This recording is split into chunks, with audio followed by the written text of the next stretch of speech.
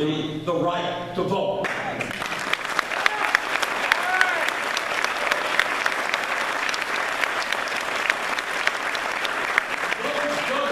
Those governors who are working overtime, trying to deny poor people, or people of color, or old people, or young people the right to vote are nothing less than political cowards. They don't have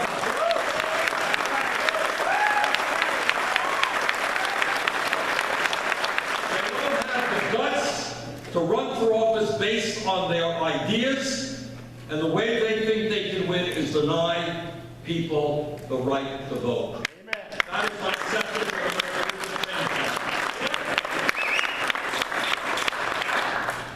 In America, if you are 18 years of age or older, you should be registered to vote. End of discussion.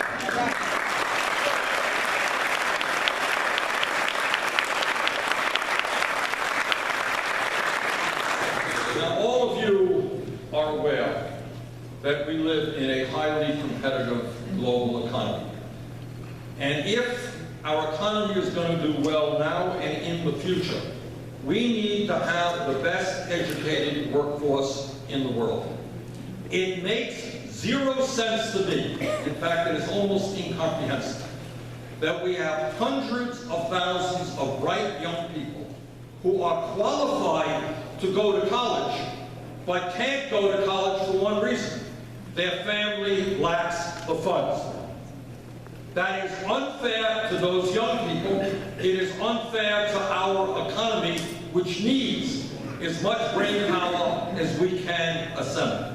And that is why I have introduced legislation and will make happen as president a process by which every public college and university in America will be tuition free.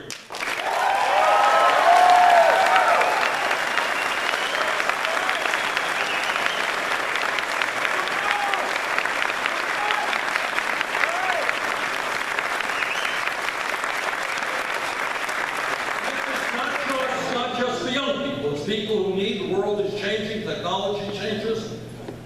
You got middle-aged people who need more education. Now, why is this important? It's important for two reasons. Obviously, it will enable people who are in high school to be able to get to college, and that's terribly important, etc. But it does something else, and I want you to think about this for a second. There are kids in Iowa who are in the 5th and 6th grade. Kids in Vermont, 5th and 6th grade. Whose parents never went to college. My parents never went to college. In my own family's experiences, we didn't know, people associate with their own kind. My parents very rarely associated with anyone who went to college. That's just the way it was. And that's the way it is right now. So you got kids who don't know anybody who went to college, who believe in their heart of hearts that no matter how hard they study, going to college is like going to the moon. It is not going to happen to them. And therefore, they kind of give up on their schoolwork. What difference does it make? Why should I study? Why should I do my homework? Maybe I'll graduate high school, maybe I won't, but I can't afford to go to college. What I want is every child in this country to know that if he or she studies hard, does their homework, regardless of the income of their families, they will be able to get a college education.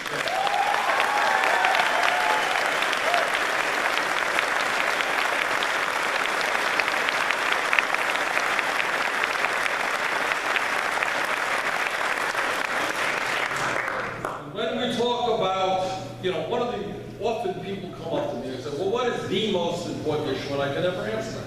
Because all of the issues we're talking about are enormously important. But let me talk about one that the scientific community worldwide will tell you maybe is the most important issue.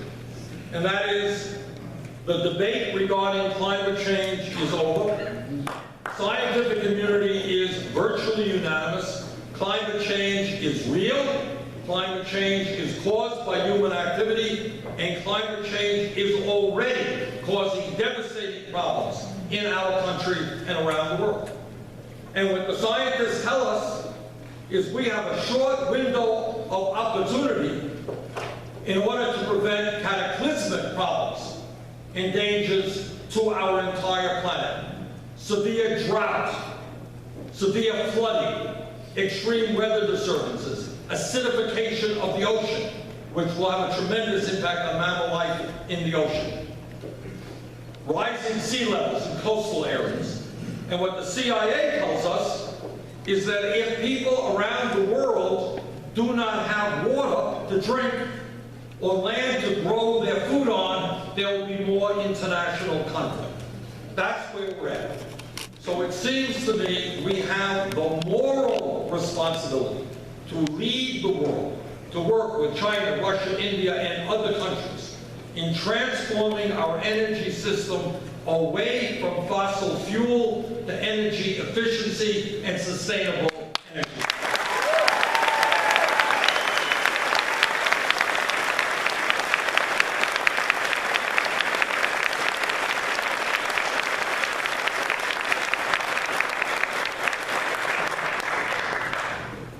When we talk about issues, one of the things that I have been trying to do during this campaign is to say to the American people, look, we do a lot of things in this country.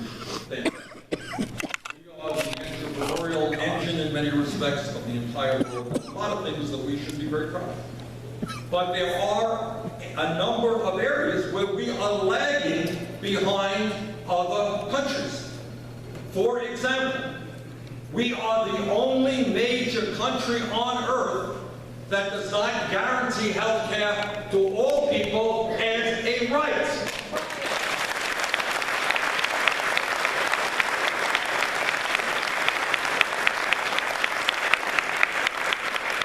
not a radical idea. I live 100 miles away from Canada. They have a conservative prime minister. All of their people have health care as a right. Go to the UK. They have health care as a right. You go to Scandinavia, health care as a right. Germany, health care as a right. In America, our health care system is dominated by for-profit private insurance companies. Their job is not to provide quality care to all people. Their job is to make as much money as they can for their stockholders. Here, here.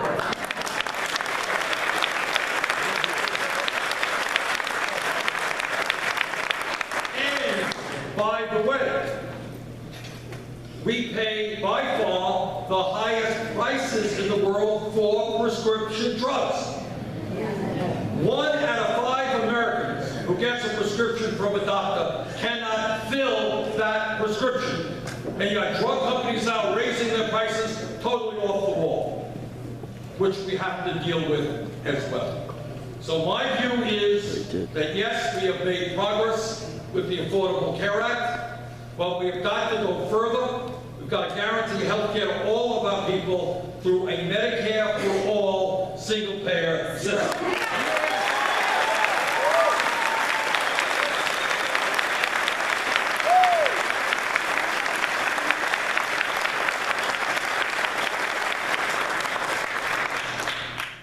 Let me close by just saying this. There are people out there, I've been criticized, by editorial writers. Oh, this is a very, Sanders' agenda is a very, very radical agenda, it's going to cost a fortune, etc., etc. Number one, every idea that I have given to you is paid for. But the way we pay for it is not something that the people who own America like. Because what we are saying is that in the last 30 years, there has been a massive redistribution of wealth in America. Problem is, it has gone in the wrong direction.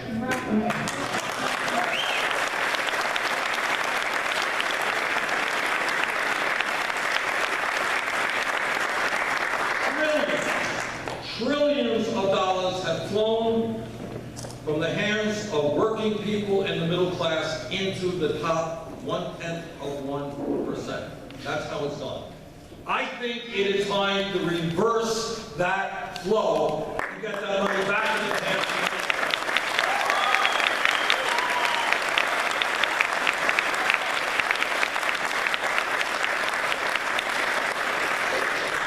So when we talk about making public colleges and universities tuition-free and substantially lowering student debt, we pay for that. We pay for it through a tax on Wall Street speculation. Hey.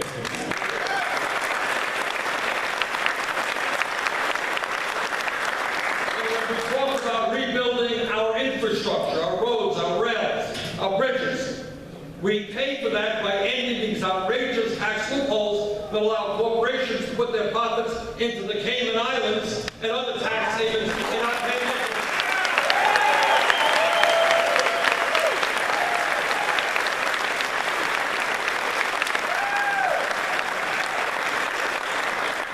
So what I am asking of all of you is a lot.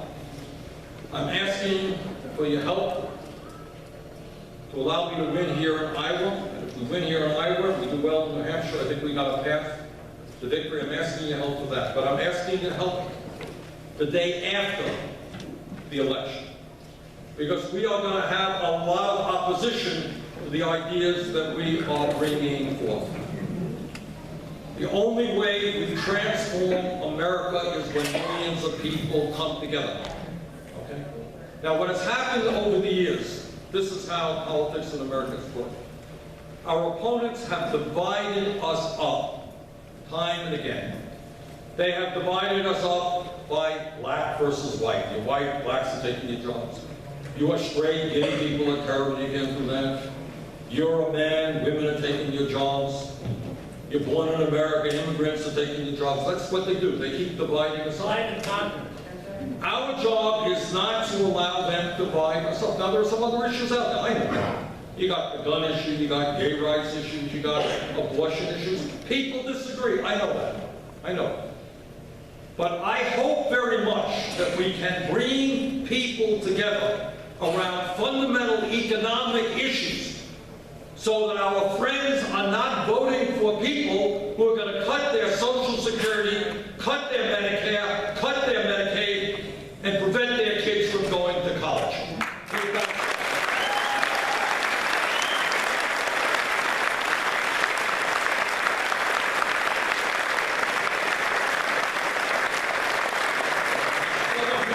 A couple of months ago, I went to Liberty University, which is a major evangelical Christian university in America. And I walked in there knowing, obviously, that there were fundamental differences in their views and in my views on gay rights, on a woman's right to choose, and on other issues.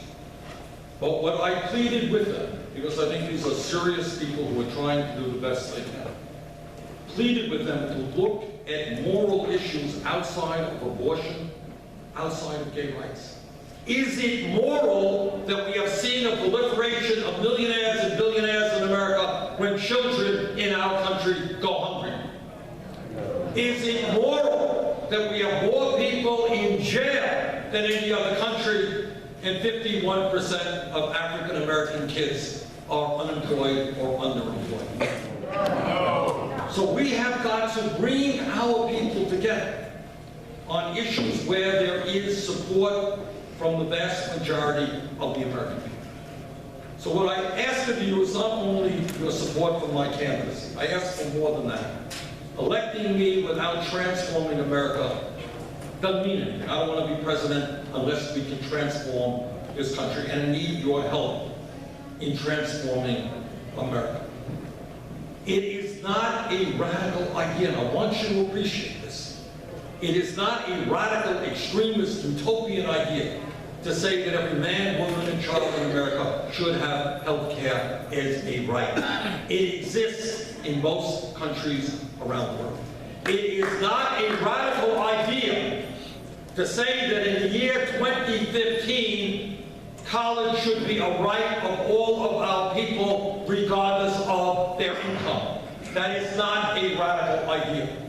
It is not a radical idea to say that we have a moral responsibility to lead the world in transforming our energy system so that the planet we leave to our kids and our children, our grandchildren, is habitable. That is not a radical idea. But to make those things and more happen, to say that people have the right to earn decent wages, that we should not have the highest rate of childhood poverty of any major country. To do all of those things, in fact, requires a political revolution. It requires you and your family and your friends to stand up together and to say enough is enough. I'm the former chairman of the Veterans Committee. I know where people have suffered defending this country, fighting for democracy. And I know that we can create a country which works well for all of our people, not just a handful on the top. That is what this campaign is about, and I look forward to your working with us to make a political revolution. Thank you.